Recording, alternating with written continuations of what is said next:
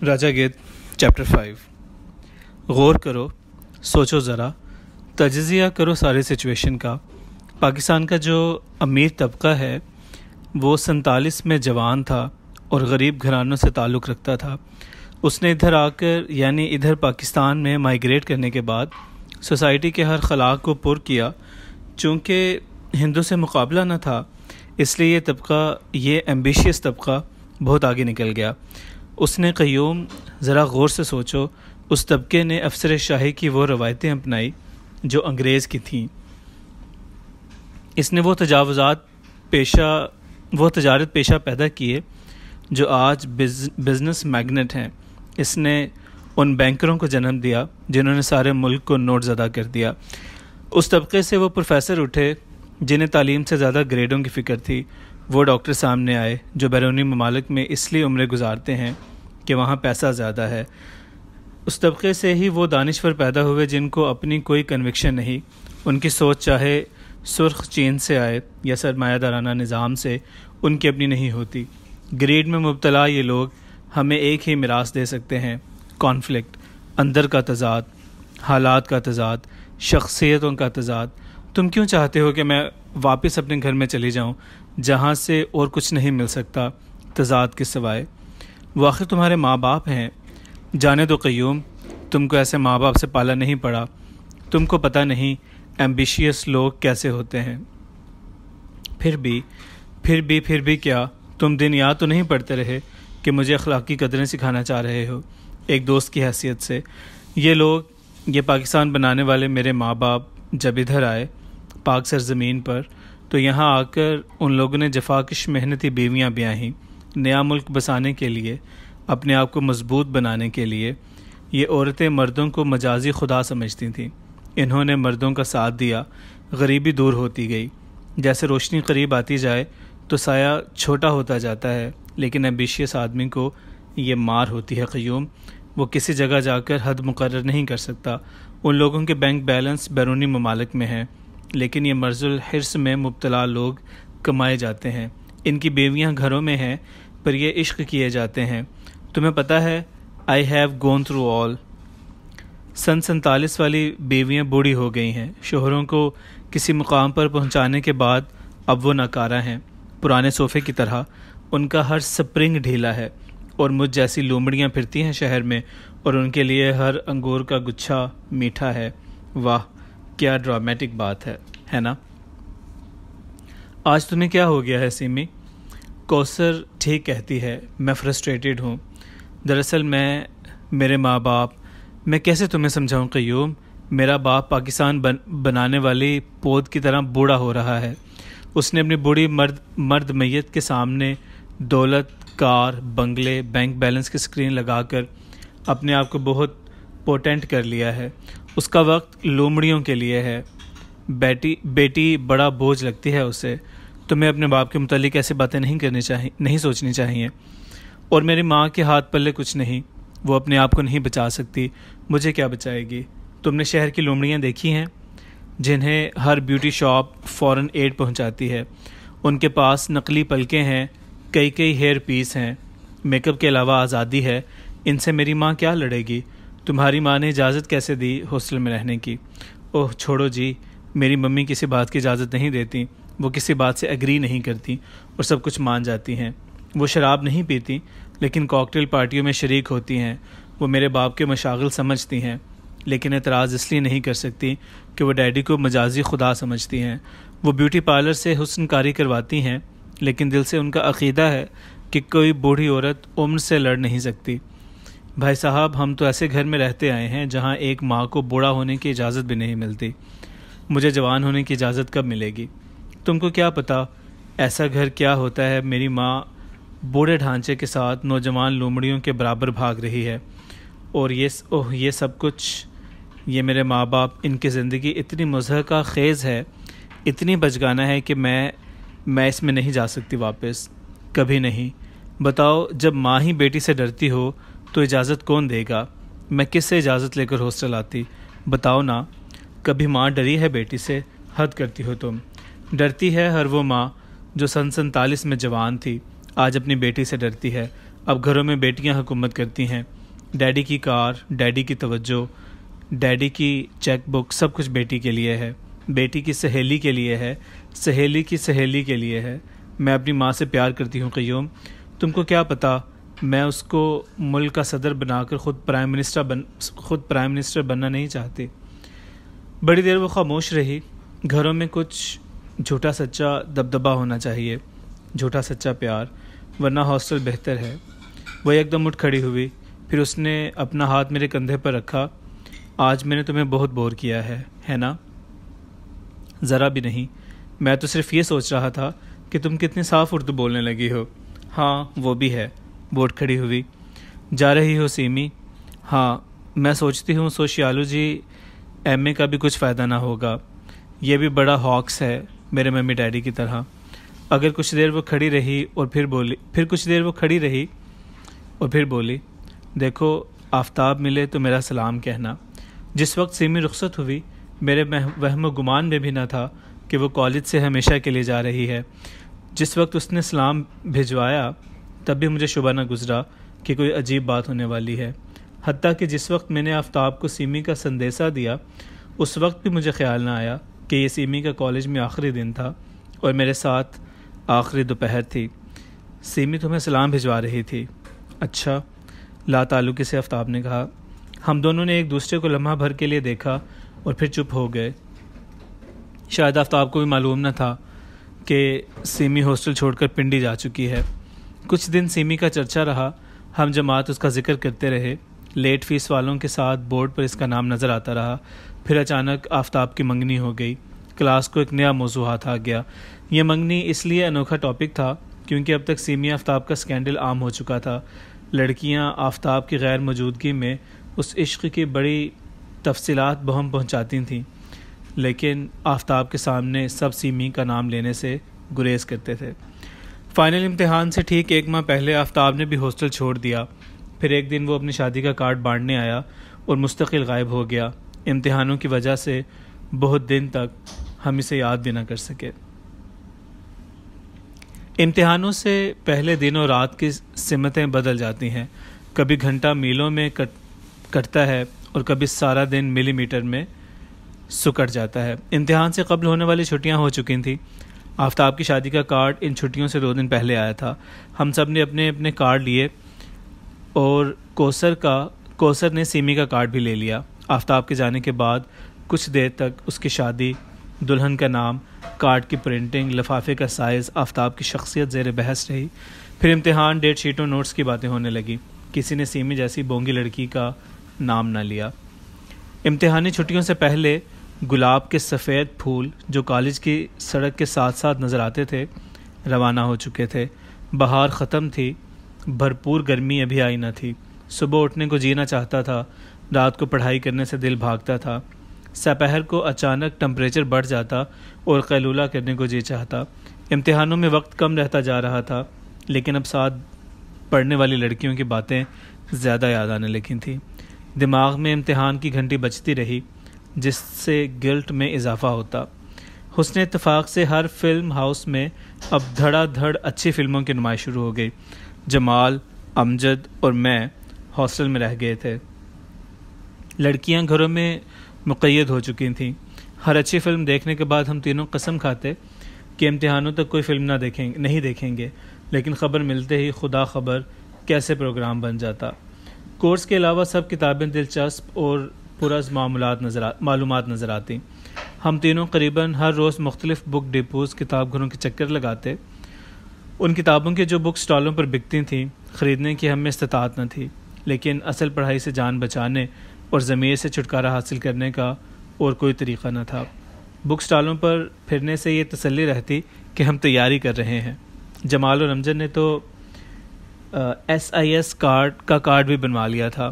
وہ اپنے آپ کو جل دینے وہاں بھی چلے جاتے. میں انارکلی میں فٹ پاتھ پر بکنے والی پرانی کتابیں دیکھتا رہتا، پھر پبلک لائبریری چلا جاتا. ان مشاغل سے مجھے سیمی کے متعلق سوچنے میں بڑی مدد ملتی تھی. اپنی میز کرسی پر دل جمعی سے پڑھنے میں یہ قباحت تھی کہ پھر شدت سے توجہ لگانا پڑتی اور سیمی کے خیالوں کا انحد باجا فیڈ آؤٹ ہونے لگتا.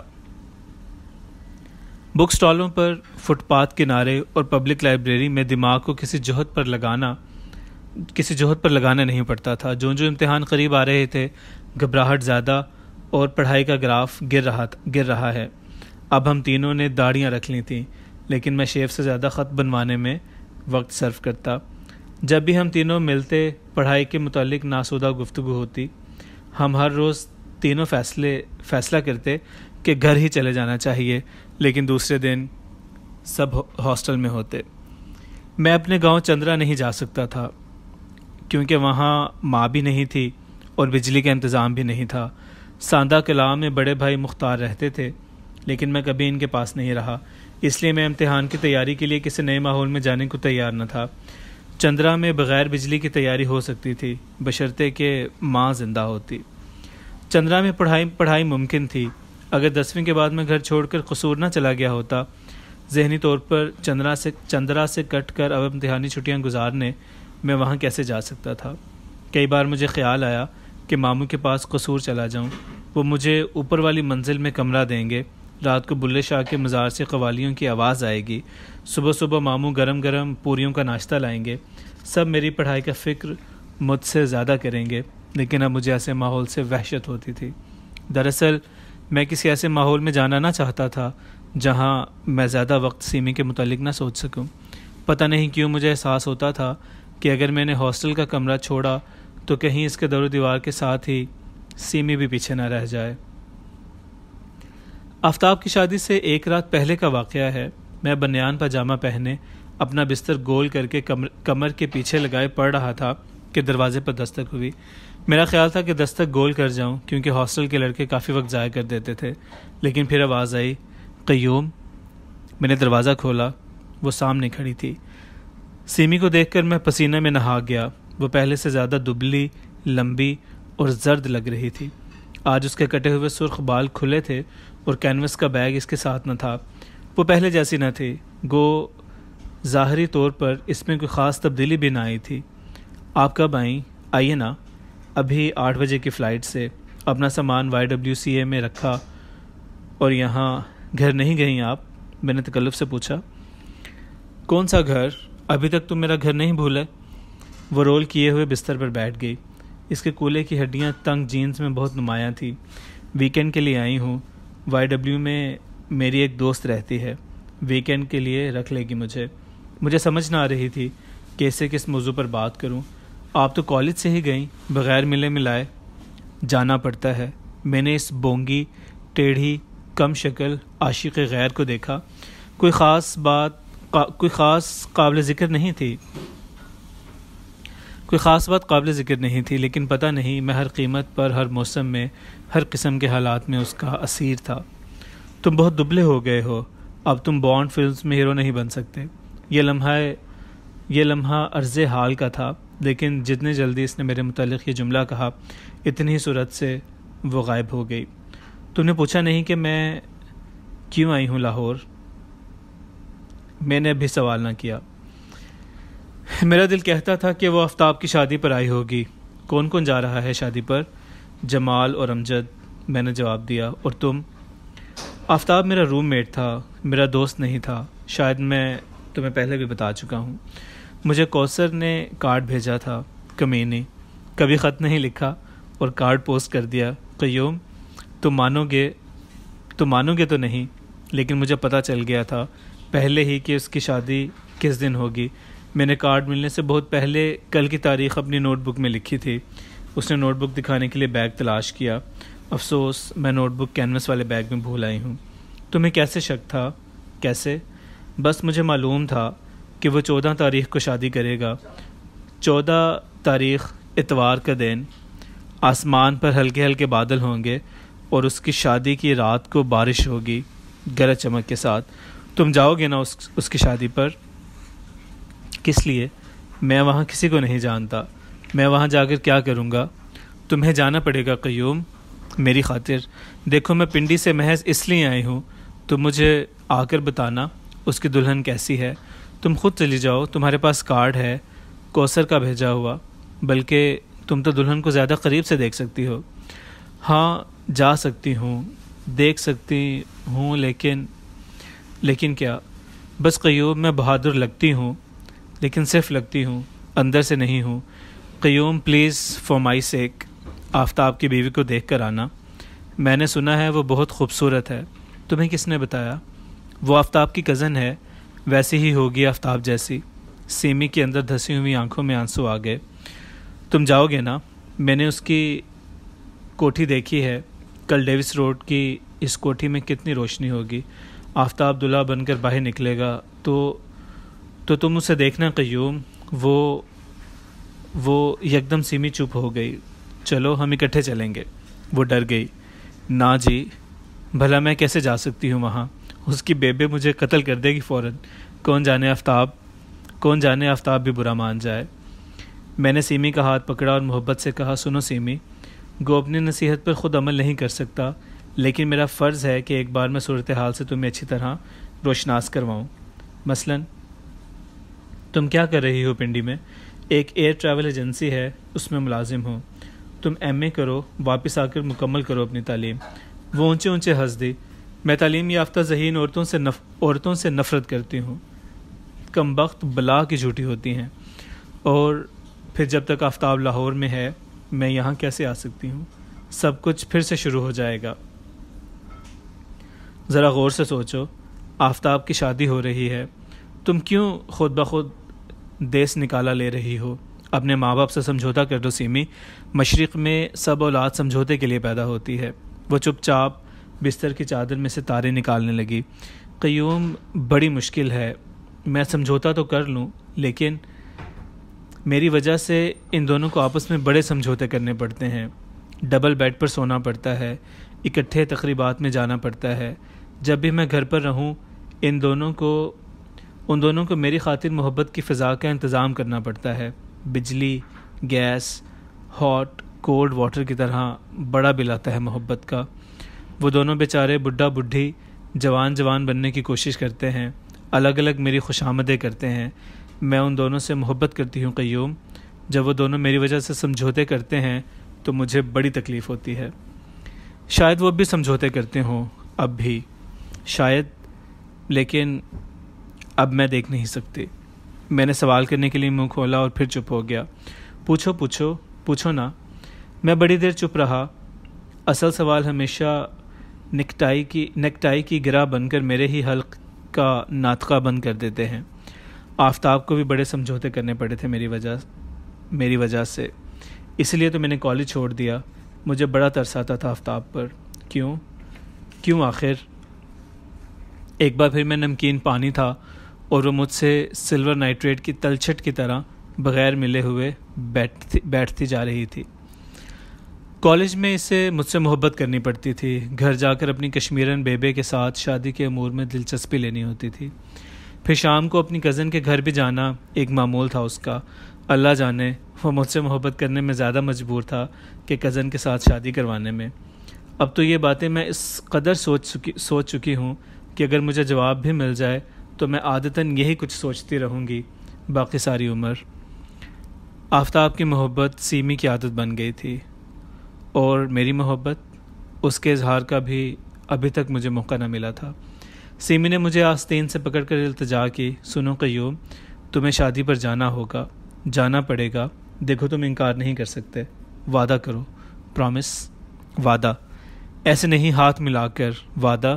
میں نے سیمی کا ہاتھ گرفت میں لے لیا۔